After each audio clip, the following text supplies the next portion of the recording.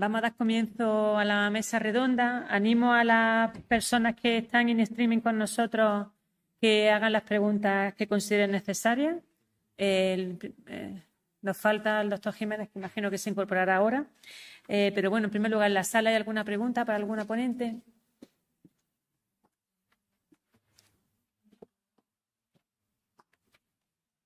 Lo habéis dejado todo muy claro. Bueno, voy a empezar yo. Me gustaría que estuviese el doctor Jiménez para la pregunta que quiero hacer porque es para la mesa, pero si no... Si no, empiezo por la doctora Alcurdi y ahora ya hago la pregunta que haya genérica. Que me ha parecido muy interesante lo que has comentado del estudio Interlace y hago un poco de similitud con el cáncer de ovario, ¿no?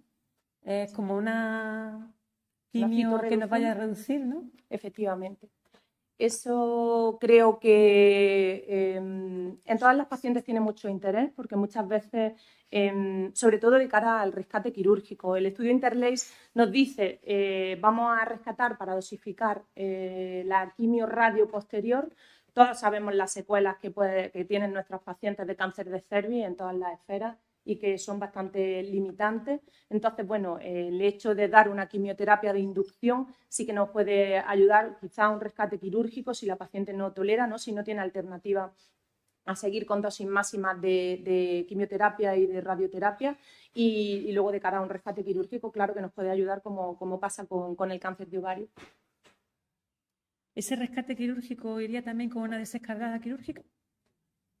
Pues yo creo que ahí es donde está la máxima individualización de las pacientes, ¿no?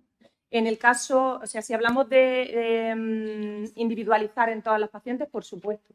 Habrá que ver cómo es el pronóstico del tumor que tiene, cómo es el tamaño que partíamos, cómo ha reducido. Todos sabemos que no es lo mismo, o sea, hay respuesta a esa quimioterapia de inducción. Y luego en la población con IMC muy elevados, habrá que individualizar todavía más. La evaluación de la pelvis, de los ganglios, es mucho más compleja en una mujer obesa, con una obesidad mórbida o supermórbida, que en una normopeso. ¿Crees que deberíamos de cambiar un poco la evaluación que hacemos de la paciente en la consulta? Lo digo por lo que has estado contando de que el índice de masa corporal no es definitivo, vamos, no es definitorio de estas pacientes. Es cierto que nosotros nos incorporamos a la Vía Rica y se está haciendo un gran trabajo y estamos, creo, todos trabajando en la misma línea para que lleguen en las mismas condiciones, pero en muchas ocasiones se nos quedan los medios cortos, eso es así, nos tenemos que adecuar también a unos tiempos y la gestión de los quirófanos, los tiempos y todo eso también es muy difícil. Entonces, creo que nos quedamos cortos a la hora sobre todo de estas pacientes, y estamos hablando ya no solo de la paciente obesa, sino de los dos polos. La paciente desnutrida, delgada, que además es bastante prototipo del cáncer de cervix, va a necesitar también que nos impliquemos más a la hora de recuperarla metabólicamente, de que esté preparada para una radioterapia posterior y para un quirófano. Y con la paciente obesa, muchas de ellas llegan completamente descontroladas porque hasta ese momento la obesidad no era un problema para ellas. En el endometrio también lo vemos mucho. Y como sé que eres cirujana de corazón, no puedo dejar de hacerte una pregunta quirúrgica. De corazón y de cuerpo. ¿En los comités tenemos que defender nosotros esa cirugía o tenemos que dejar la radioterapia? Dejarlo a los compañeros de radioterapia. Creo que la evidencia está publicada para seguirla. Y a día de hoy todos sabemos que muchas veces la evidencia se nos queda corta, pero toda paciente, ahora mismo no tenemos ninguna contraindicación para ninguno de los extremos, sea paciente normopeso o no normopeso, tenemos que valorar a la paciente de forma integral y ajustarnos a indicar según los estadios y las guías que tenemos. ¿Alguna pregunta más? Sea más o menos difícil. Eso es lo que quería ver. Claro.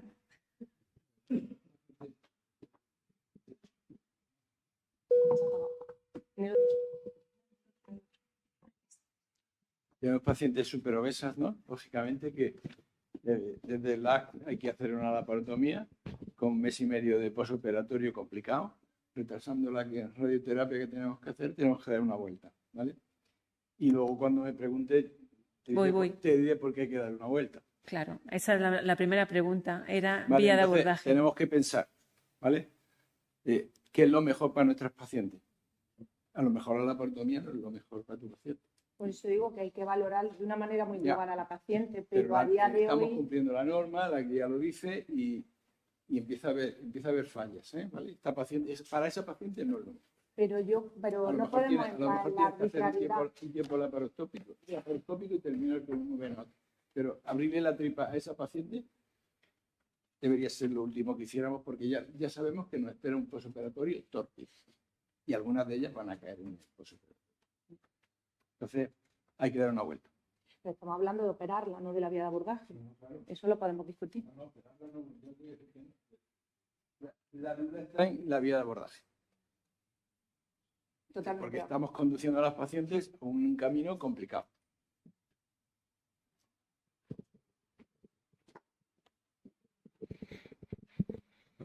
La pregunta que hacía Isabel, mira, es una pregunta que a los comités siempre nos pasa y es lo que tú estás diciendo, Jesús. Es decir, cuando tú estás en un comité, las oncólogas médicas y oncólogas radioterápicas, en nuestro comité que son todas mujeres, ¿no? Siempre están con no, que quiero decirte, en todos, ¿no? Lo que quiero decir, por eso he dicho oncólogas, ¿no? No es por nada, sino que siempre están, el mejor resultado es la cirugía. Pero el mejor resultado, ¿en qué mujeres? Porque la mujer que tiene una obesidad, solamente tiene obesidad, se acompaña de hipertensión, se acompaña de diabetes y algunas veces de otro tipo de comorbilidades. Entonces, en esas mujeres, si pudiéramos hacer un acceso mínimamente invasivo, y yo aquí, aunque lo sufro, pero creo que la cirugía robótica en la obesidad nos hace y nos da unas opciones que no tenemos ni siquiera con la laparoscopia, porque la laparoscopia también te lo beneficia, pero la robótica todavía es mejor. Yo sí iría allí, pero para hacer una laparotomía tenemos las complicaciones postquirúrgicas y demás. Entonces, ese debate que mantenemos nosotros los viernes que vamos a tener el Comité de Oncología Ginecológica con nuestra oncóloga siempre es el mismo. Y yo muchas veces le he dicho, venir al quirófano. Pero dicen que han hecho oncología para no ver sangre.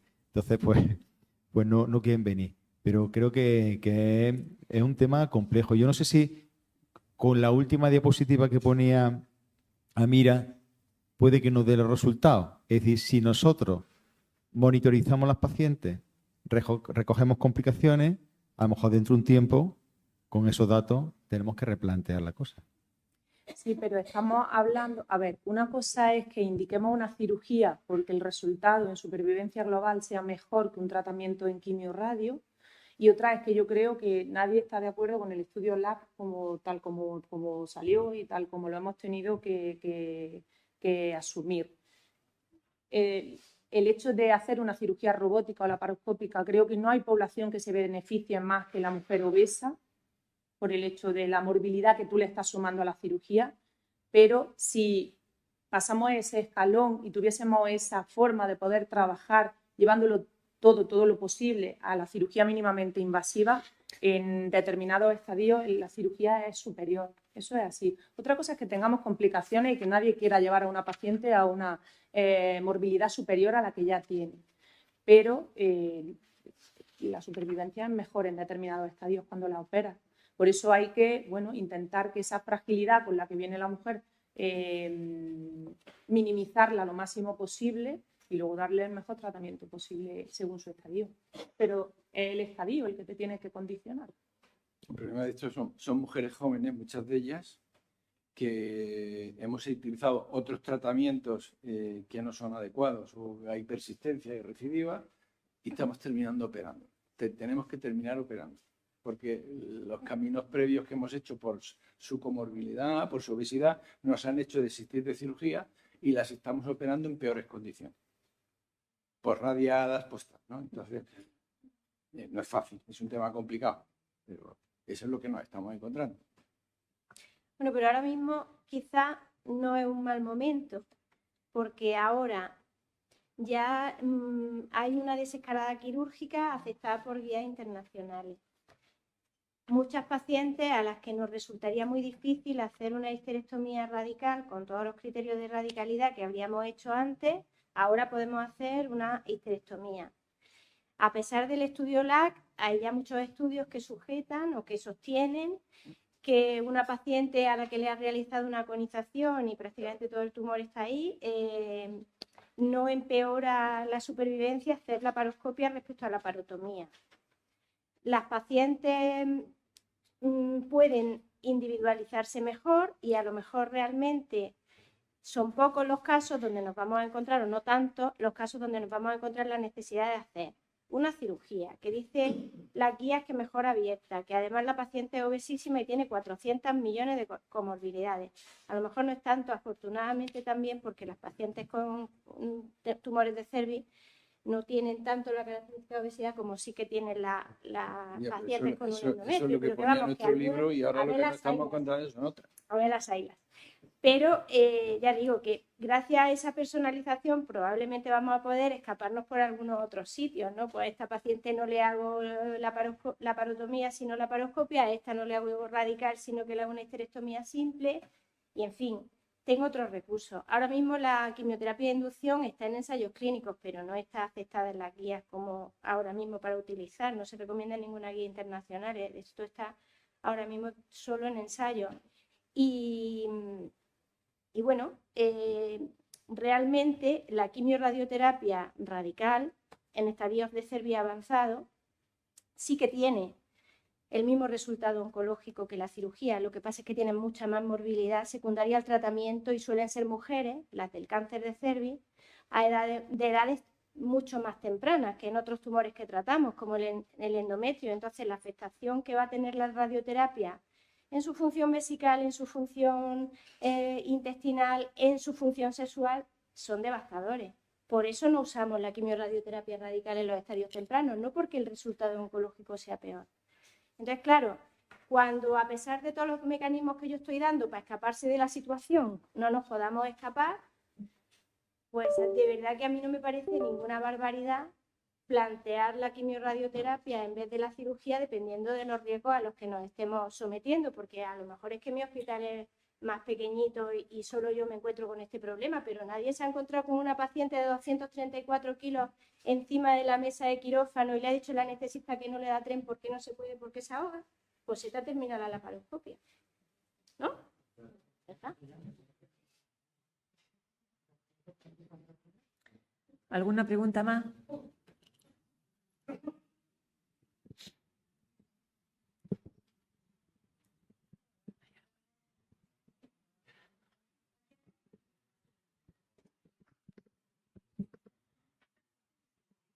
Hola. No, me planteo por qué no, o qué papel tiene ahora mismo la cirugía vaginal radical.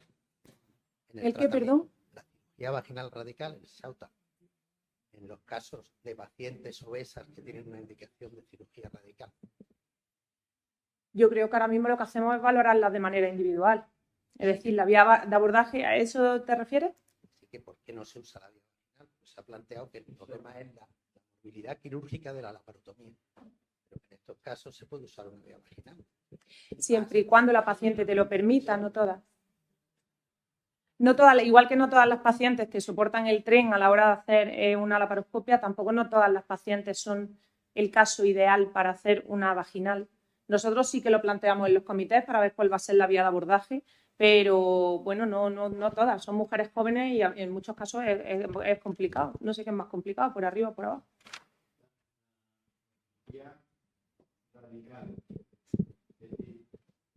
El SAUTA, hay muy pocos cirujanos que sepan hacerlo. Nosotros no lo hacemos. Nosotros lo que vamos a plantear es una cirugía de una histerectomía, pero sin hacer un estudio ganglionar. Entonces, ¿qué hacemos? Nos fiamos del PET-TAC. En algunos casos podemos hacerlo. Y si vamos a hacer una cirugía vaginal, en las mujeres obesas, muchas veces la vagina es precisamente un problema para acceder a la vía vaginal, porque son vaginas muy amplias, donde no puede hacer ni siquiera poner un binotch. A veces no lo deseamos que pudiera ser el acceso, pero Lo valoramos mucho. lo valoramos, sí, pero a veces no es tan fácil el acceso vaginal, ¿no? Y yo no sé si todavía en España hay hospitales que hacen el SAUTA. No sé si hay alguno. No sé. Antiguamente, no sé si Valdebrón hacían el SAUTA, ¿no? El problema del SAUTA se dejó de hacer independientemente de la falta de capacitación. Es que el campo vaginal que tenías que abrir era tan amplio que producía retracciones y unos dolores permanentes a posteriori severos, ¿vale? Y es una técnica que no es fácil de reproducir, ¿vale? No obstante, sí que hay alternativas. Yo creo que una preparación, en paciente obesa, una preparación robótica o una preparación laparoscópica seguida de un VNOT, entonces eso sí justificaría la situación. ¿Por qué te digo eso? Porque nosotros las obesas mórbidas terribles que le hemos hecho tratamiento conservador con gestágenos, con radioterapia y tal, al final, ante la persistencia, el VNOT nos está siendo útil para abordar esta. No es fácil la cirugía, pero nos está sirviendo.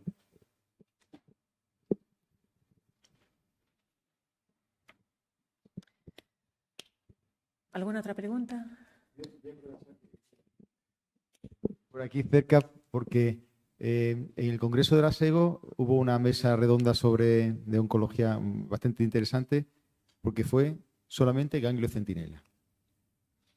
Y entonces, a mí lo que me sorprendió es que cuando se empezó a decir cómo hacíamos el ganglio centinela, cada uno había una variabilidad en cuanto a la dilución, en cuanto a la infiltración. Entonces, os pregunto, nosotros lo hacemos de una forma, pero vosotros dos que sois de otros hospitales, ¿lo hacéis igual que con el endometrio o variáis en el cervix? Es que hay gente que varía en el cervix con respecto al endometrio. Nosotros lo hacemos exactamente igual. Y con la misma dilución y con la misma infiltración. Lo hacéis exactamente igual, ¿no? Y que no podemos olvidarlo. Hacemos centinela, pero Aburrostun, que fue el primero en el memorial, él siempre hacía centinela, pero luego toda adenopatía que veía sospechosa también la coge. Por eso sus resultados. Eso lo ha dicho. Pero que eso a veces se nos olvida. Sí. Y entonces por eso sus resultados son infinitamente mejores que el resto de la bibliografía. Y él lo dijo desde el primer artículo que publicó. Y yo creo que es lo que hay que hacer. Sí, correcto. Yo creo que efectivamente lo ha dicho muy bien María Dolores, los casos que hay que hacer, y si ves una adenopatía sospechosa, tienes que quitarla. Que además esto se supone que tú le has hecho previamente una prueba de imagen, ya depende de cada hospital, se puede hacer una resonancia, un TAC o un PEC-TAC, y es negativo, evidentemente.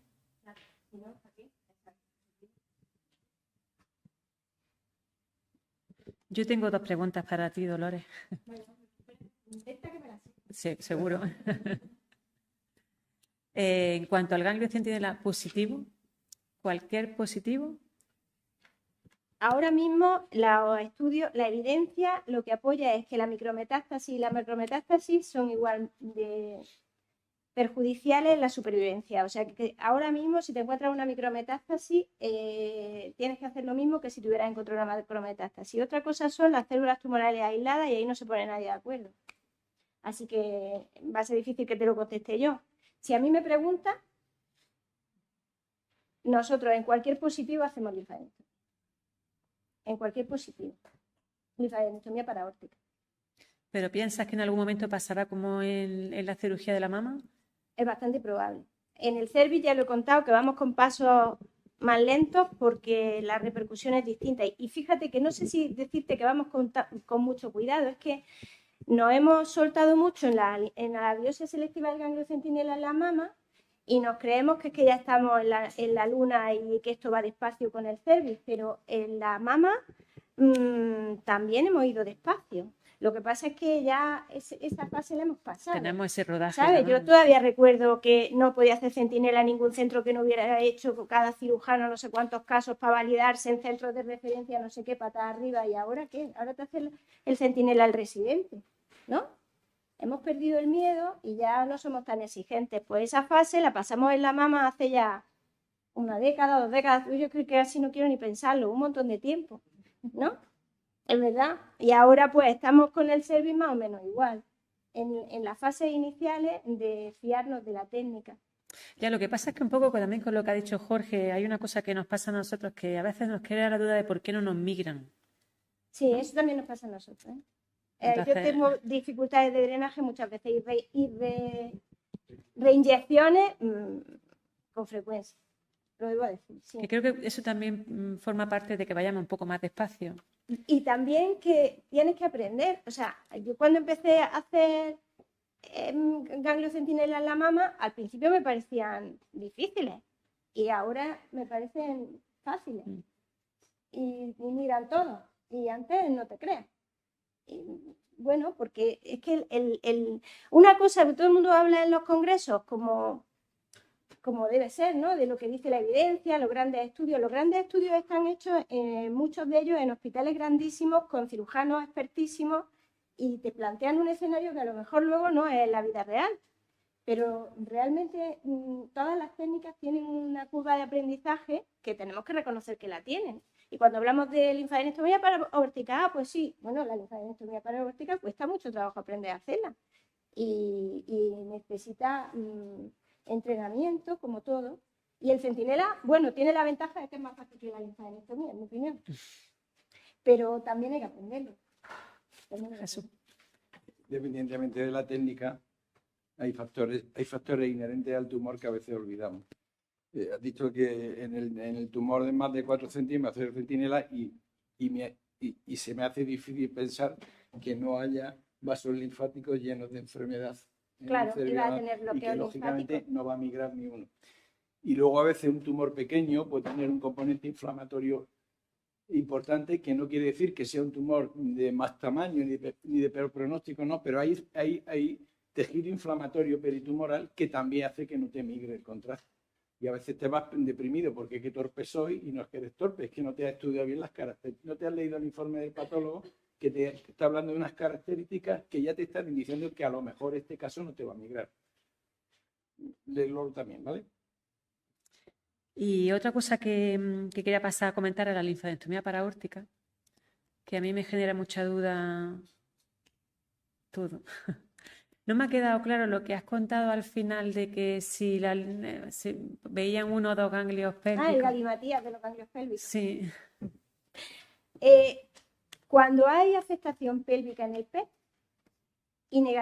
positiva para los ganglios pélvicos y los ganglios paraórticos son negativos, ahí va a tener muchos falsos negativos.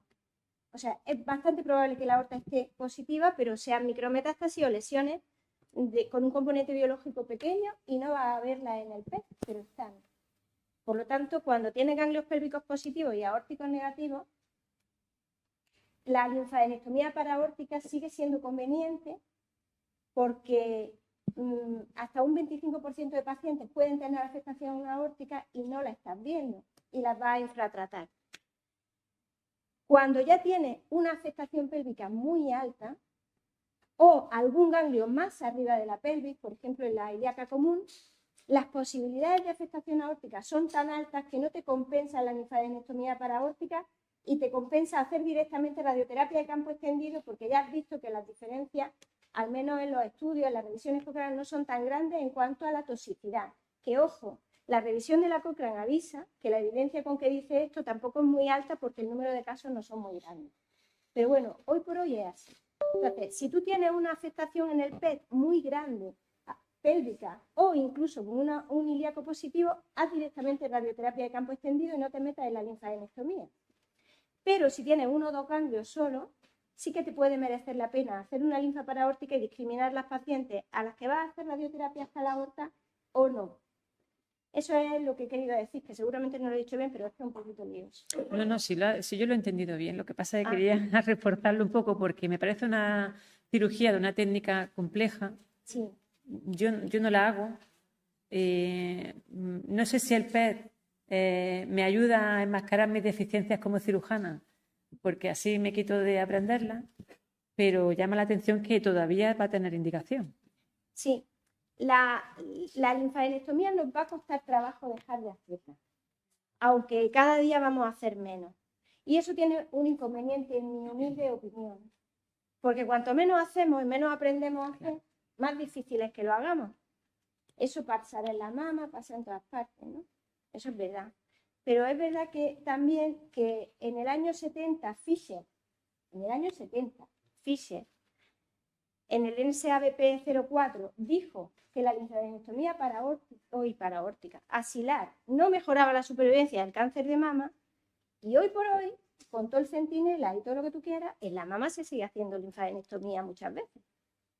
Desde los años 70 ya se dijo que la supervivencia no cambiaba con la linfadenectomía axilar. Y hay casos en los que se sigue haciendo. Así que no soy mucho más optimista respecto al cervix. Seguiremos haciendo linfadenectomía mucho tiempo. Tengo que aprenderla. Jorge, tengo que aprenderla. Y con los datos que, es decir, sale la nueva guía de 2025, hubo una reunión ¿no? que estuvimos hablando de la SAGO sobre el cáncer de cervix hace ahora un año, y todos poníamos un poco ya en tela de juicio la guía que estaba para salir o acababa de salir. Jesús estaba allí. De allí salimos con unas conclusiones en donde parecía que las pruebas de imagen iban a ser un poco nuestro apoyo, pero los resultados que tú has sacado aquí del PET no son tampoco excesivamente... Pero es que una cosa es la teoría y otra cosa es la medicina real. La teoría es que, o sea, lo que sale en los estudios de sensibilidad es que el PET tiene un 65%, pero la medicina real es que cuando lo comparas con la linfadenectomía no hay cambio en la supervivencia si lo haces bien. Es que todo va, el truco de todo es individualizar los casos y saber en qué caso hace una cosa u otra, pero si lo haces bien, las supervivencias son las mismas. ¿No? Y yo creo que esa es la base de que sigamos haciendo Y linfadenectomía. probablemente cuando se incorpore la inteligencia artificial al PET, ¿no? Lo que se llama el PET Advanced, y sea capaz de predecir cuáles van a ser las respondedoras a tratamiento, todavía podremos apoyarnos más en eso y menos en la linfadenectomía, que en eso, o sea, la aplicación de la inteligencia artificial yo sí que creo que va a cambiar mucho las situaciones quirúrgicas, mucho. ¿Alguna pregunta más? Yo sí quería hacer un comentario. La linfadenectomía como técnica estándar va a desaparecer, pero sí que cada vez vamos a tener más requerimientos. El radioterapeuta te va a pedir que le hagas un debulking previo a la radioterapia, y si no al tiempo, porque ellos están cansados de decirnos que la adenopatía de 8 centímetros, por mucho que le radies, tienen respuesta insuficiente, ¿vale? Y eso solo se consigue con entrenamiento. Porque claro, esto vamos a ver que cada vez hacemos menos y vamos a hacer menos, pero lo que vamos a tener que hacer cada vez es más complicado. Y eso sí que requiere un beneficio para la terapéutica del paciente. Por eso hay que entrenarse con los fáciles para luego estar preparados para los difíciles. Y en esas linfadenectomías paraórticas tenemos que hacer el límite anatómico de la vena renal, o tenemos que quitar lo que vemos. Eso ya no, es muy, cuando te sale bien disfrutas mucho, pero ya no hay que hacerlo. A ver, las guías dicen que no es exigible, aunque deseable, y que sería suficiente en el cervix con estar por debajo de la mesentérica, ¿no? Llegar hasta el territorio inframesentérico. Bueno. Y las que veas macroscópicas. Obviamente, sí. Y tengo una última pregunta, sin nada más. No sé si hay algo online, no hay nada. Pues si queréis, yo hago ya una última pregunta, un poco a la mesa y un poco una reflexión. ¿Podremos llegar a tener en el cáncer de cervix los subtipos moleculares como en el cáncer de endometrio, con los marcadores que ya se están estudiando? ¿Pensáis que al final la selección de pacientes irá un poco en ese sentido?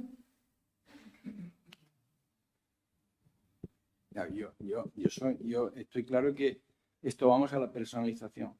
Evidentemente, la metilación del genoma o la inclusión del genoma viral va a diferenciar qué tipo de área del genoma se ha incluido el virus.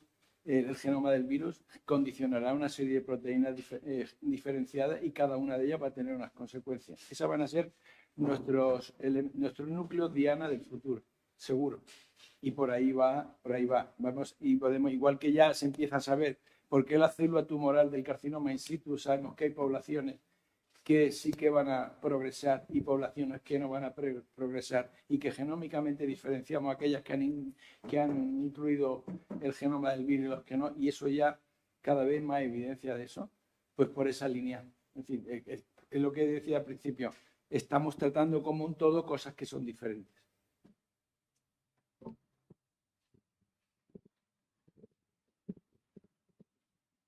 Yo, como estoy hablando de futuro, a mí me gustaría, que yo no lo voy a ver, pero los residentes que están por ahí, que son muy jóvenes, no sé si tampoco lo verán ellos, pero María Dolores hacía una reflexión al principio que tenemos que tener en consideración. La mayoría de los cánceres de cervix se producen en países subdesarrollados, en vía de desarrollo. Mueren muchísimas mujeres al cabo del año por cáncer de cervix.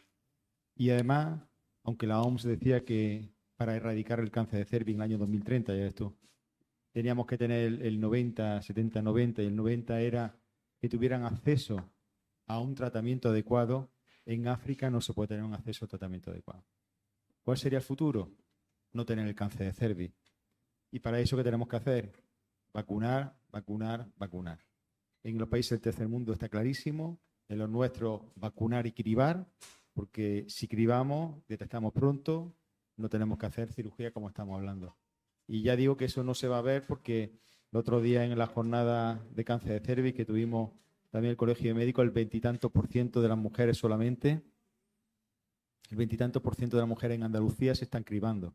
Las mujeres que se les llama para cribar solamente responden el 20 y tantos %. Solo responden el 20 y tantos %. Y por lo tanto tenemos mucha tarea por delante, pero que ojalá Pero que el también- futuro fuera que esta mesa desapareciera y la dedicáramos Ya, pero a la también vacunación. pasamos de vacunar, ofrecer la vacuna gratis a las niñas y solo acudían el 40, por muchas, se está peleando y ya pasamos del 80. Es decir, que Ya, hemos, sí, eso hemos sí. duplicado, pero pues eso es igual.